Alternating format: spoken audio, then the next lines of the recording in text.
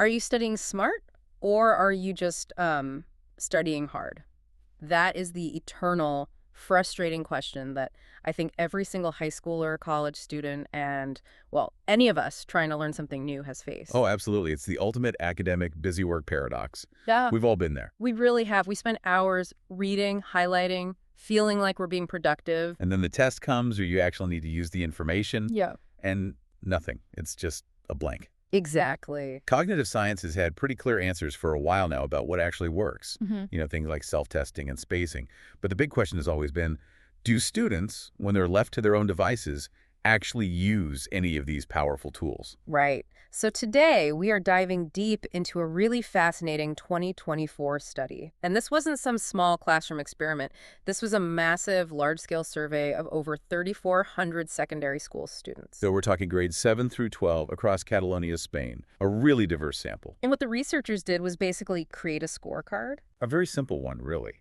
They compared the strategies the science backs up, like retrieval practice and active processing. against the really popular ones, the things we all did, like highlighting and just rereading our notes over and over. And then they matched all of that against the outcomes. The grades, sure, but also things like self-efficacy and anxiety levels. So the mission for you, the learner, is to get the ultimate intellectual shortcut.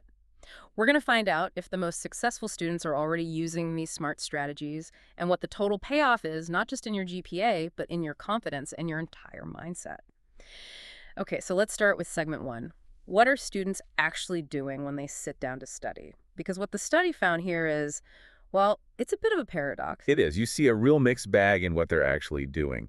On one hand, students reported using high elaboration techniques pretty often. And that just means the hard stuff, right? Yeah. The active processing. Exactly. Like summarizing in your own words, creating concept maps, trying to connect new ideas to what you already know.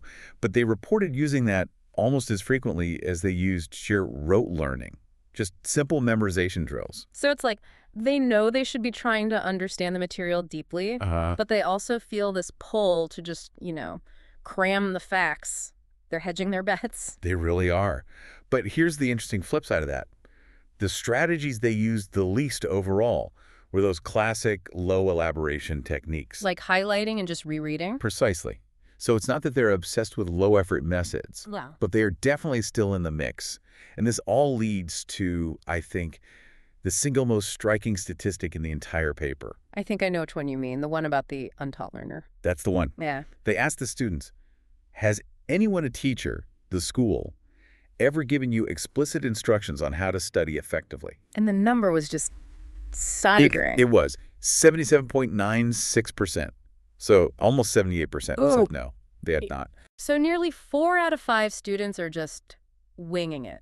That's what it comes down to. They are figuring it out through trial and error, or maybe worse, just copying what their friends are doing. And that just puts the whole paradox into perspective, doesn't it? If you have no map, of course you're going to try a bit of everything. And that lack of a map, that lack of strategy, it perfectly explains their goals. The performance versus learning goal. Right. When you ask them what they care about most, it was overwhelmingly rumhanged performance goals. Getting the high grade, doing well in the test, the learning goals, actually understanding the material for the long haul, that was significantly lower. But wait, if you've never been taught a strategy for long-term durable learning, then of course you prioritize the grade. That seems like the most rational choice you could possibly make. It's pure optimization. They're optimizing for the immediate metric the system is giving them, not for some future application. They're surviving the system. Exactly. And finally, there's the study environment itself, their focusing behavior. And there's good news here. Most students do prefer a quiet environment, which totally aligns with what we know about minimizing cognitive distraction. But there's some bad news too. Managing that external cognitive load is still a huge, huge challenge for a lot of them. A huge challenge. Yeah. A full quarter of the students surveyed, 25.31% admitted they always or almost always study while listening to music. 1 in 4, that's just fighting an uphill battle. I mean, for anyone listening, extraneous cognitive load is it's anything that makes your brain work harder that isn't the actual thing you're trying to learn. And music, especially with vocals, is a classic example. Your brain is trying to process 2 different streams of information. It's just not efficient. It's the definition of trying to study hard instead of smart. You're adding your own obstacle. You are Okay, so we know what they're doing. A real mix of good, bad, and, well, just confusing. But is any of it actually paying off? Let's move to segment 2 and look at the scorecard. Which of these methods actually This works? is where it gets really clean. The big reveal here is just, it's so unequivocal. When the researchers correlated all of these study habits with the students' average school grades, the results were crystal clear. Let me guess. The science-backed ones worked. Only the techniques supported by decades of cognitive research showed any statistically significant positive link to achievement. Everything else was essentially a waste of time. Okay, so we have an effective trio that actually predicts better performance. Let's break them down. What's number 1? The one that takes the most mental horsepower. High elaboration. This had the strongest positive link to higher grades. So that's active stuff again. Summarizing, creating those concept maps. Generating new examples, you have to actively process and manipulate the information. You can't just be a passive sponge. And what was the strongest part of that? It was a subscale called monitoring comprehension, which is basically metacognition. It's the act of constantly checking in with yourself. Do I actually get this, or am I just repeating the definition? Precisely. The students who did that the most succeeded the most. Okay, so active synthesis is number 1. What's number 2? The famous one. Retrieval practice. A very strong link to achievement here, too. So that's pulling information out of your memory. Self-testing, flashcards. Explaining the material out loud to your dog, whatever works, it forces your brain to strengthen that neural pathway. It's like a workout for your memory. Makes sense. And the third essential element for success. Focusing and study management. Even a strong correlation here. It just shows that managing that extraneous cognitive load we talked about, finding a quiet spot, putting the phone away, it really does contribute meaningfully to getting higher grades. You manage your environment. You manage your mind. You got it. Okay, now for the really critical contrast.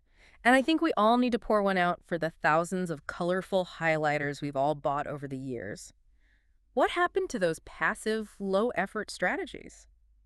Well, the low elaboration techniques, so highlighting, copying notes word for word, just rereading, they showed absolutely no statistically significant association with grades. Seriously, nothing at all. Zero.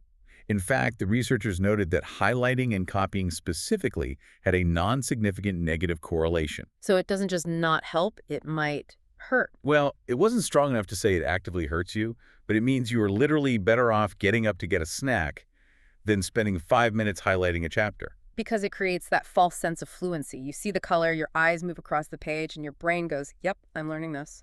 But you're just recognizing it. You're not recalling it. It is the very definition of academic dizzy work. The data is just so strong on this. These passive methods do not contribute to school success, period. But here's the really actionable part.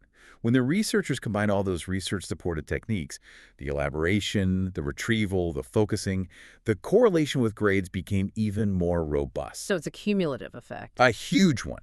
Simply shifting from those passive habits to active, research-backed study explained nearly 1/10 of the variance in school achievement. Wow, so that's almost 9%. 9%. That is a massive return on investment for just swapping one behavior for another. If you take one thing from this deep dive, it is this. Replace passive highlighting with active summarizing. Swap rereading for self-quizzing. The science is just, it's undeniable. Okay, but now we have to move to segment 3. And this one contains, I think, the most counterintuitive, maybe even shocking finding in the entire study. Let's talk about the spacing paradox. This is where the data just clashes violently with decades of rock-solid cognitive research. Because the single most powerful, most robust, most research-backed strategy in the entire science of learning is distributed practice. Spacing. Spacing out your study sessions over time instead of cramming it all into one night. We preach it. Every neuroscientist preaches it. It's proven to build memory that is durable, that's transferable. It is the gold standard. And yet, in this survey of over 3,000 students, It yielded NO, statistically significant correlation with academic achievement. Zero. it doesn't make sense. It's a fundamental failure of a scientifically proven principle to show up in the grades. Why? If it works so well, why aren't the students with the best grades the ones using it? The researchers argue, and I think this is really insightful, that it's a reflection of the boundary conditions set by the school system itself. What does that mean, boundary conditions? It means the rules of the game. Spacing, as we said, promotes durable and transferable learning, real, deep knowledge. But massed practice cramming is actually highly effective for immediate recall. Which is exactly what a typical school test measures. Exactly what it measures. So the students are being completely rational. They're optimizing for the reward system they're in. If the big test is on Friday, and the knowledge just needs to be in their head until then, cramming gives the highest return on their time. And that is the tragedy, isn't it? The school system, by testing immediately and frequently on rote facts, might be inadvertently setting up a system that actively discourages the very strategies that produce the most beneficial, lasting knowledge. That's the profound implication. School assessments often don't differentiate between deep, long-term learning and shallow, ephemeral learning. And the students know it. That's why they prioritize performance goals. It's incentivizing the wrong kind of learning. This whole paradox just reveals a massive gap between learning science and what's actually happening in education. A massive gap. That is a powerful critique of the education system itself. But let's pivot now in our last segment to the payoff that goes beyond the gradebook. Let's talk about the psychological benefits of studying smart. Right, because this section confirms that studying effectively doesn't just raise your GPA. Yeah. It fundamentally changes how you see yourself and your own ability to learn. It all comes down to confidence. Yeah, it really does. The single belief most strongly linked to achievement was self-efficacy. So your belief in your own ability to succeed is by far the biggest predictor of that success. And what we see is that using those effective strategies is what actually builds and reinforces that confidence. It creates this powerful, positive feedback loop. Absolutely. The demanding research-supported techniques, high elaboration and retrieval practice, they had significantly higher associations with all the positive internal beliefs. So higher self-efficacy, a growth mindset. A sense of control over your outcomes and valuing those learning goals we talked about. And it makes perfect sense, doesn't it? If I work hard to summarize a chapter and then I successfully self-quiz on it, that success feels earned. I know my effort directly led to that result. That builds real confidence. And in stark contrast, what do you think happened with the students who relied on the passive, low-effort strategies? Let me guess. No boost to their confidence. Exactly. Low elaboration techniques showed virtually no significant link to self-efficacy. If you just highlight a page, you don't feel like you've actually mastered anything. You just feel, well, you feel unprepared. And that feeling of being unprepared leads directly to the anxiety data. We found a very clear link between using poor strategies and feeling more stressed. Low elaboration techniques had the highest positive correlation with examination anxiety. So the students who are the most anxious are drawn to the easiest strategies, like highlighting, because they feel like they're doing something. Right, it's easy to start. It gives you that false sense of progress. But because those strategies don't actually prepare them for retrieval, it just heightens their stress when the test actually arrives. It's the ultimate vicious cycle. It is. It's that false sense of security turning directly into panic. But there is a really powerful piece of silver lining hidden in this anxiety data. And it goes all the way back to our spacing paradox. Oh, interesting. Tell me. Space practice, remember, had that weak link to short-term grades. Right. No correlation. But it showed a significant negative correlation with examination anxiety. Wow. Okay, so even if cramming gets you the immediate grade, distributing your learning over time makes you feel substantially better prepared and less stressed when test day arrives. The psychological benefit is still there. Even if the assessment system isn't rewarding the deep learning it creates resilience. And it all seems to connect back to mindset. It does. The students who believed they could change their ability, those with a growth mindset, were also the ones using high elaboration and retrieval. If you believe effort works, you actually make the cognitive effort. Which means if you can teach a student an effective technique, and they see that initial success, that achievement then reinforces their self-efficacy. And it just starts this incredible virtuous cycle of confidence and motivation. This has been a truly insightful deep dive. The findings are so clear, so action-oriented, and maybe a little challenging to the status quo. Let's try to distill the critical takeaways for you, the learner. First and foremost, learning is an active sport. Full stop. Active, elaborative study summarizing, self-explaining, connecting ideas, and self-testing. Those things strongly correlate with both higher grades and, just as importantly, increased confidence. Swap the passive for the active.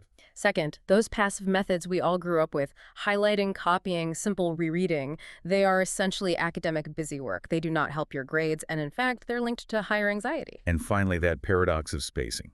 It is the gold standard for creating durable, transferable learning, which is the whole point of education, right? Right. And yet, our current assessment systems often fail to reward it. And that's not a failure of the strategy. It's a failure of the assessment structure. The study just makes it so clear. If we give students the right tools, their success builds their confidence, and that confidence fuels their motivation to keep using those effective tools. Which leaves us with a provocative final thought for you to mull on. Given that all the research confirms that spaced practice fosters durable, transferable learning, the exact quality of knowledge we want students to have, and its current lack of correlation with grades is almost certainly due to the nature of short-term school assessments. What kind of educational assessment changes would be necessary to ensure that the best research-supported learning strategies are universally rewarded?